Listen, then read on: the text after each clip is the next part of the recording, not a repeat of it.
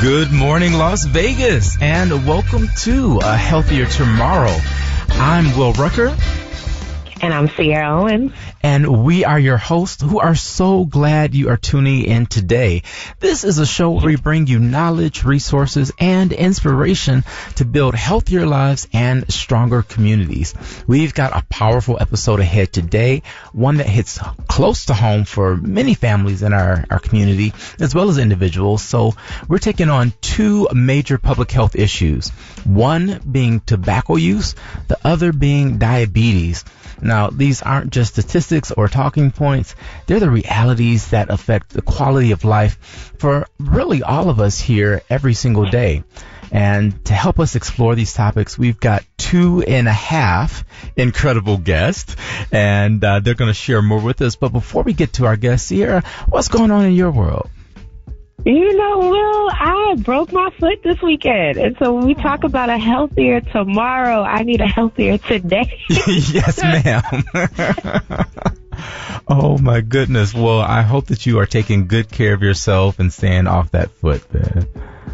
You know, I like to move and shake, but I'm trying to slow down a little bit. How are you? You know, I'm all right. I'm looking forward to the holidays that are coming up and really taking a moment of rest and just reflection on life. Because as they say in the streets these days, life be lifing.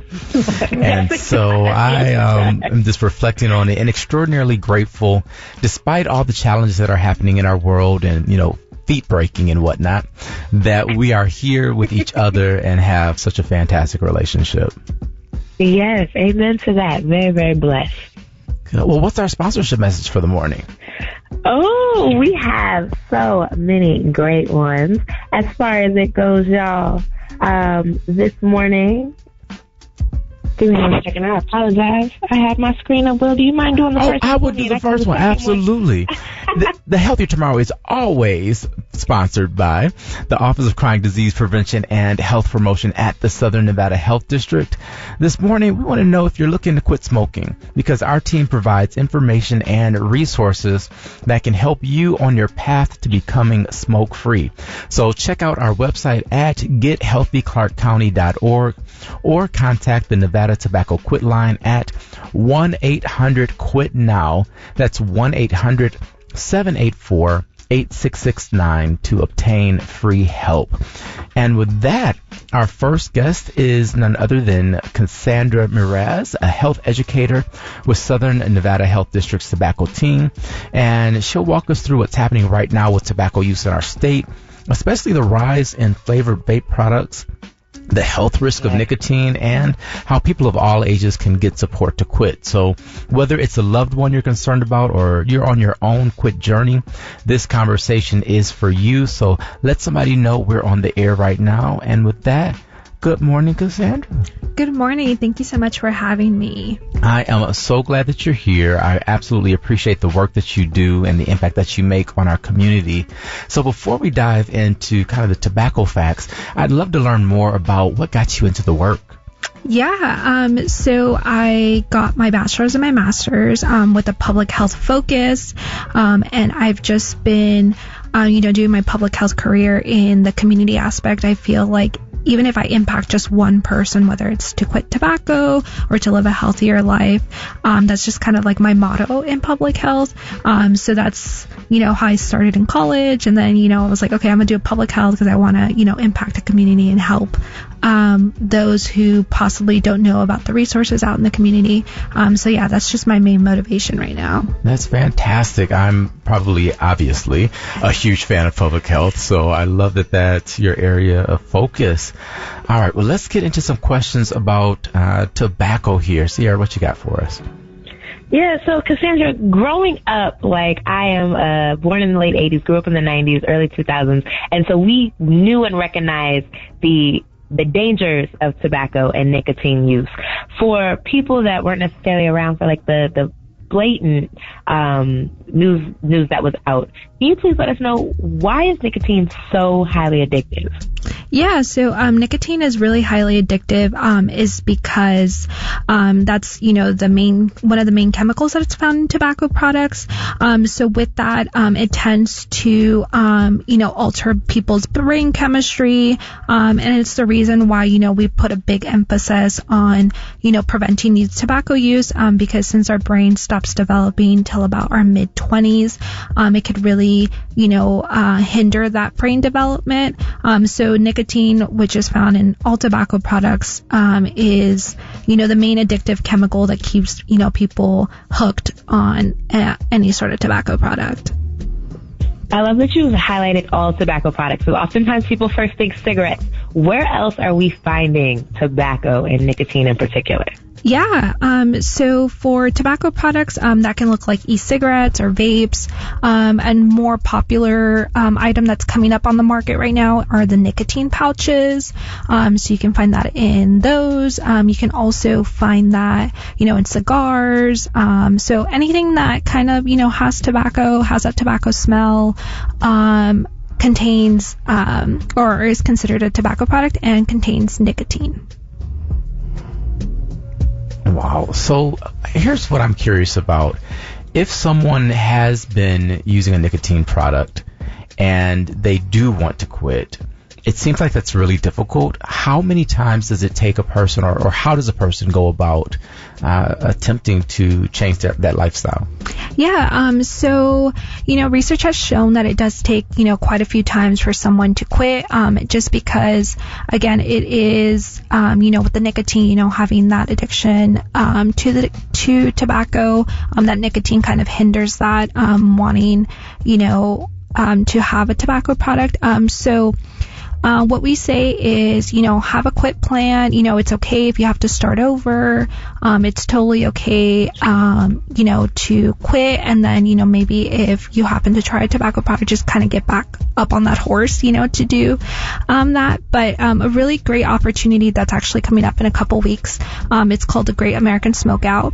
So that is an opportunity for people who use any sort of tobacco product to kind of set that quit date, and quit with thousands of other people here in the state of Nevada as well as across the country, to quit their tobacco use. And so, using that as an opportunity, to kind of have that mark. And then, going to, our website, gethealthyclarkcounty.org to find more information, or like you mentioned before, calling that Nevada Tobacco Quit line, to get started and get that help and resources that they need. So before we dive into what the risks are of smoking, can we talk about some of the benefits of actually quitting? Let's lean in the bright side, because a lot of us are going to start today. Yeah. So some of the benefits of quitting smoking, you decrease your risk of any cancers, of any, heart-related diseases. You also start to have, better breathing, because, tobacco, one of the things that it affects is our lungs. So that's a really, really great benefit. Overall, it just improves your health, it enhances your quality of life, and then it also, for example, after 20 minutes, your blood pressure starts to drop, so that's a really good thing. And then, further down the line, if we're thinking, long term, around 5 years or so, that's when your risk of having a stroke is also reduced. So, lots of great benefits. And like you said, today is a perfect day to start, to quit tobacco. Love that. Today is a perfect day to start quitting. Because it's a journey, right? It's a journey, yeah. There's no one right answer. There's no, one right way. Everybody's different. But yeah, our program is here to help. The Nevada Tobacco Quit Line is here to help. But yeah, just encourage that someone that that loved one, or even if it's yourself. Today is the perfect day. Well, I might get in trouble with this next one because we've got Amy from UMC Healthy Living Institute with us, and she'll be talking about diabetes. But I love a good Vegas buffet. Who doesn't? I love a good buffet. And one thing I don't love, though, is walking through the smoke-filled casino to get to the buffet. Mm-hmm. Can you talk to us a little bit about secondhand smoke? Yeah, so secondhand smoke exposure, is just as dangerous as, as someone who is smoking tobacco. And so with secondhand smoke exposure, that can come from anybody. So whether they're smoking a cigarette, a cigar, or even a vape, people don't think that vapes give you secondhand smoke exposure. So with secondhand smoke exposure, that can linger, on people's clothes, or like you said, walking through the casinos, you can smell that. So as it relates to secondhand smoke exposure in terms of health impacts, secondhand smoke exposure causes roughly over 480,000 deaths per year nationwide. It can give people, if they live, in a home that is not smoke-free, the secondhand smoke exposure can also expose them to certain health risks that can, cause their health to deteriorate just solely from the exposure of the cigarette smoke or any tobacco product that, lets out smoke. Wow. And how does this impact kids that are maybe in the home or exposed? Yeah. So, for example, kids, they can develop asthma, or if they have asthma, it can make the asthma worse. Their breathing problems. They can also, similar to, if a youth is using, tobacco products such as vapes, it can also hinder their development, and they can just be exposed to chemicals because there's also another thing called third-hand smoke, which is what lingers on couches and walls and stuff, and then wait a minute, you got to go a little deeper. Educate us about this third hand. Yeah. So bring us to the third hand. Yeah. So there's another thing called third-hand smoke, and that's after the fact, someone has smoked, whether it was in the home or outside of the home, the stuff that lingers on their clothes. Maybe they sit on the couch and watch some TV after, they went out and smoked, and it lingers on the walls. So it's kind of just that residue. And then sometimes you kind of see it, if someone cleans a house that maybe a smoker lived in, it's that yellow brown residue that can be found on walls and stuff like that, or maybe in a car. So even the third-hand smoke, even though it's not talked about a lot, can also cause health risk and have health impacts, just because it tends to linger longer in the home than, say, secondhand smoke. So what I'm hearing is that someone smoking doesn't just affect them. This will affect their families and anyone that they may even come encounter in passing throughout life. Yes, that's correct. Yeah. So even say you're walking down the street, and you smell, usually we tend to smell that fruity smell of someone smelling a vape. There's your secondhand smoke exposure, even if it's super brief. So anybody in passing, walking through the casinos, like Will had mentioned earlier, being in the home, anything can really have the opportunity to be exposed. Anybody really has the opportunity to be exposed to secondhand smoke exposure if they're around someone who's using a tobacco product that, lets out some sort of smoke. So this is a community list, Ms. Cassandra. So tell me, yes, what can we do to help others who want to quit? Yeah, so like I mentioned earlier, we have the Great American Smokeout coming up next month, in a couple weeks on November 20th, which is a great opportunity for, people to set that quit date. But if they want to quit today, you can always call the Nevada Tobacco Quit line at 1-800-QUIT-NOW. And that number is 1-800-784-8669. If you have youth that would want to quit their tobacco use, like vaping, the American Lung Association has this program called the NOT program that they can find more information at notforme.org. But then you can also just go to our gethealthyclarkcounty.org website and click on that Live Tobacco Free section and find all the resources that you need to quit smoking or to help that special someone in your life quit tobacco. All right. Thank you so much, Ms. Cassandra. We greatly appreciate you and everything you share with us. You will stay around with us, right? Yes, of course. All right. Thank you. So the Healthier Tomorrow radio program is sponsored by the Office of Chronic Disease Prevention and Health Promotion at the Southern Nevada Health District. Learning how to manage your diabetes may seem overwhelming unless you know where to go for help. If you or someone you care about is living with diabetes or pre-diabetes, you can sign up for our free diabetes self-management and education classes to help you live healthier. So call 702-759-1270 or visit www.gethealthyclarkcounty.org. Awesome. Thank you so much, and welcome to the program this morning. Amy, would you introduce yourself? Of course. Hi, everyone. I'm Amy Runge. I am a clinical nurse manager at UMC Hospital, and I am the manager for the Healthy Living Institute at UMC. Fantastic. And I know you from a few things. Yep.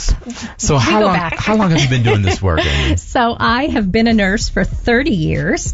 I've been at UMC for almost 20. And my primary role as a nurse has been through health promotion, chronic disease management. Got my master's at UNLV in health promotion. And I've always just gravitated towards prevention. If we can focus on the holistic way to prevent disease and improve quality of life, then we have less people that we have to treat in the hospital. So it's basic, but it's meaningful, and it's what I've dedicated my career in.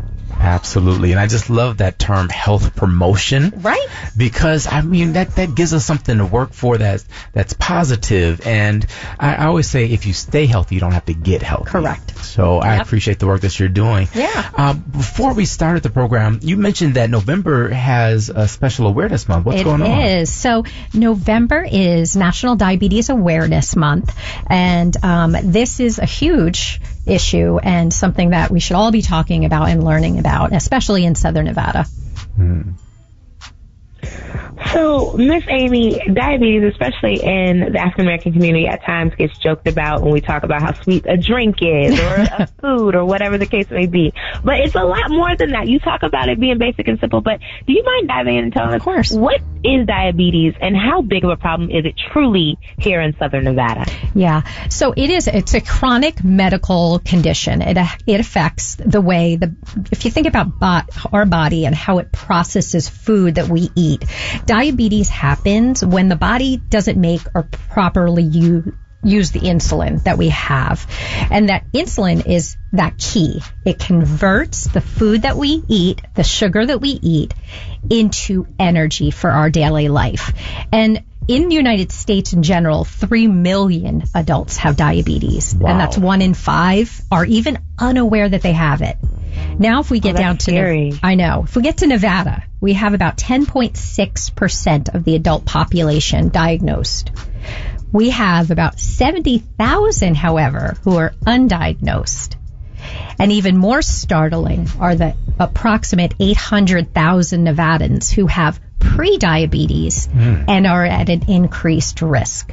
So this is an issue, a health crisis that we all need to understand and address.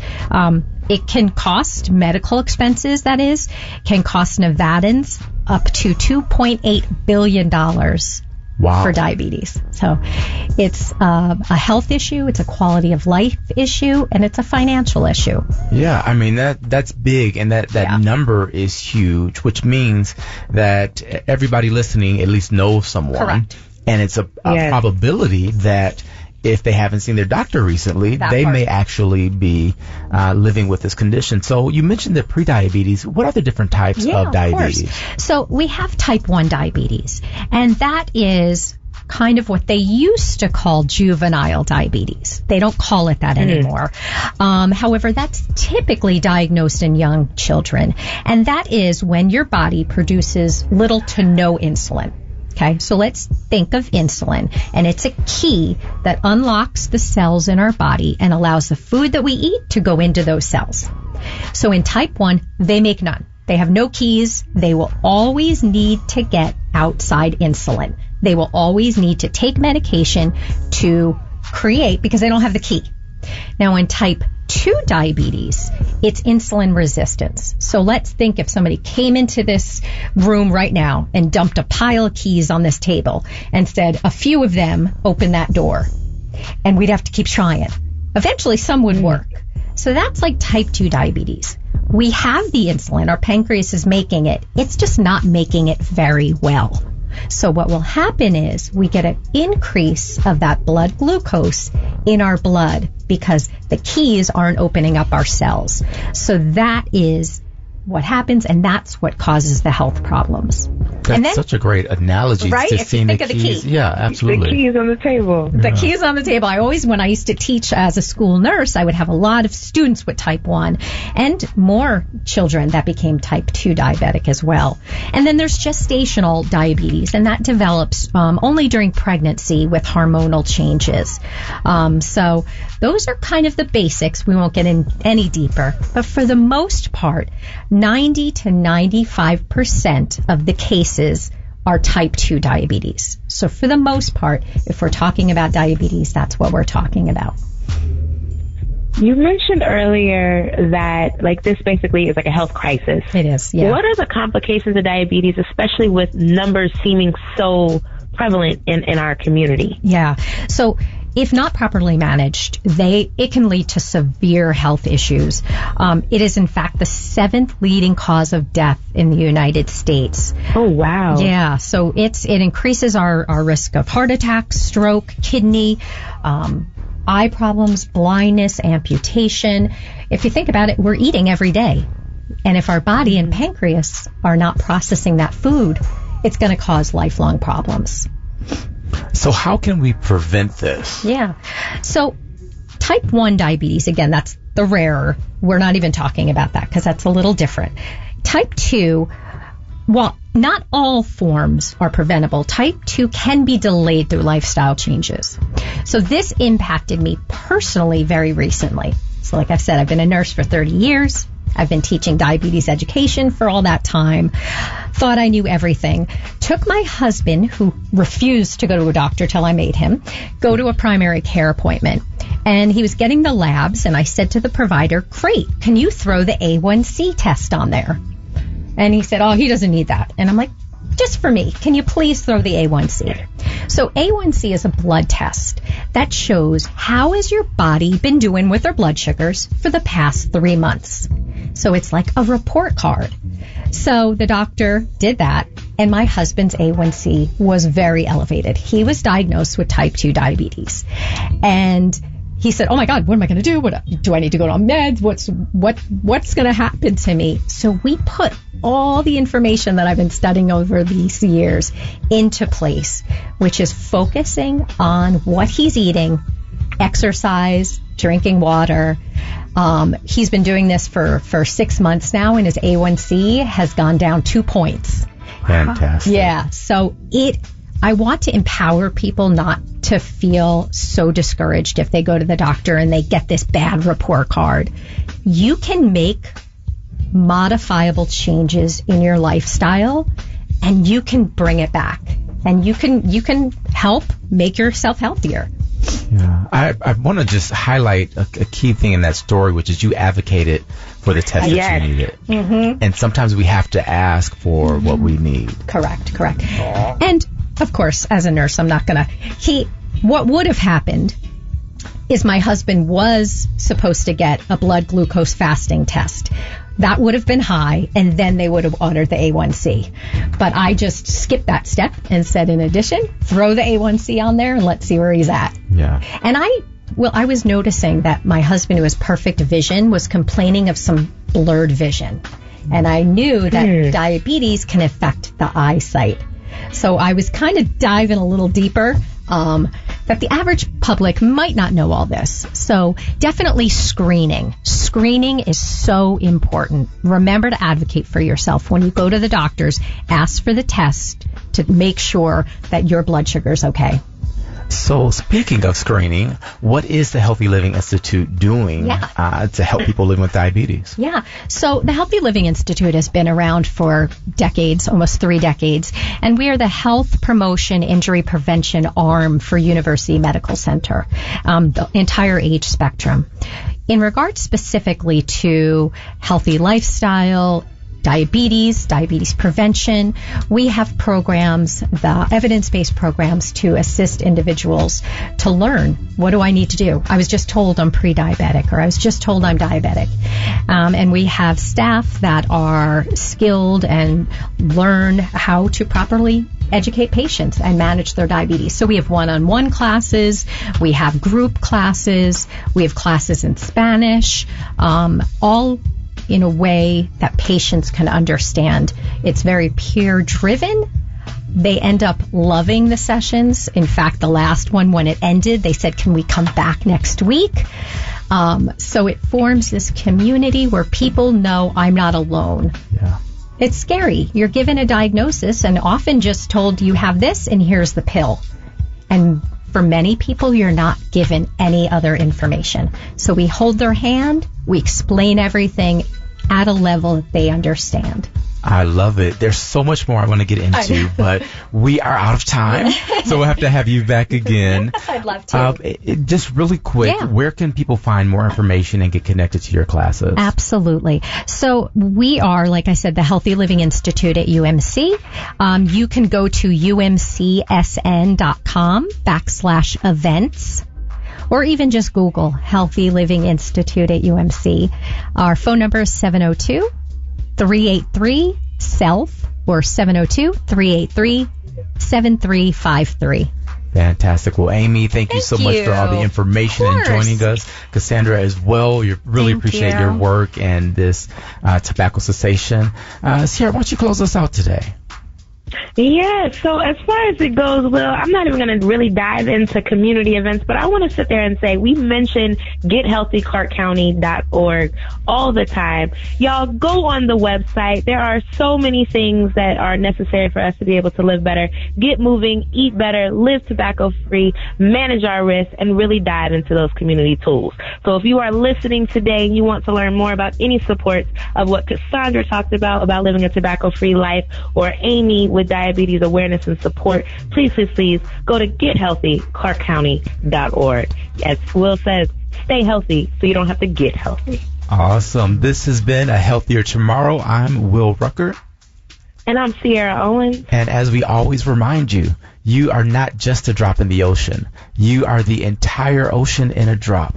And what you do matters. So live compassionately. Join us next time.